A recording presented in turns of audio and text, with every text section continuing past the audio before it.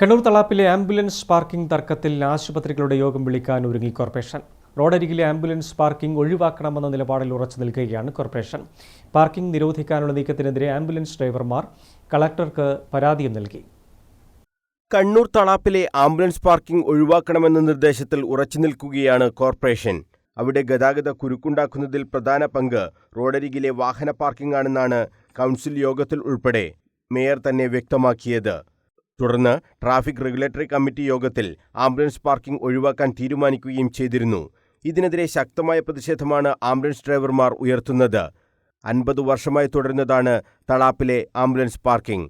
മറ്റൊരു സ്ഥലം നിർദ്ദേശിക്കാതെ 16ഓളം ആംബുലൻസ് എവിടെ പാർക്ക് ചെയ്യും എന്നതാണ് അവരുടെ ചോദ്യം.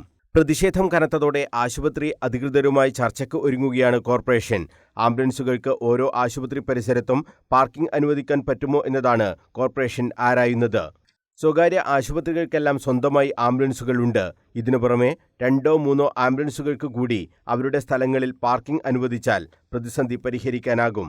ഇതാണ് കോർപ്പറേഷന്റെ കണക്കുകൂട്ടൽ. ആശുപത്രികളുമായുള്ള ചർച്ചയിൽ ഇക്കാര്യം തീരുമാനമായാൽ ആംബുലൻസ് ഡ്രൈവർമാരെ അറിയിക്കും. തളാപ്പിൽ നിന്ന് ആംബുലൻസ് മാറ്റുന്ന പ്രശ്നമില്ലെന്നാണ് ഡ്രൈവർമാർ ഒറ്റക്കെട്ടായി പറയുന്നത്.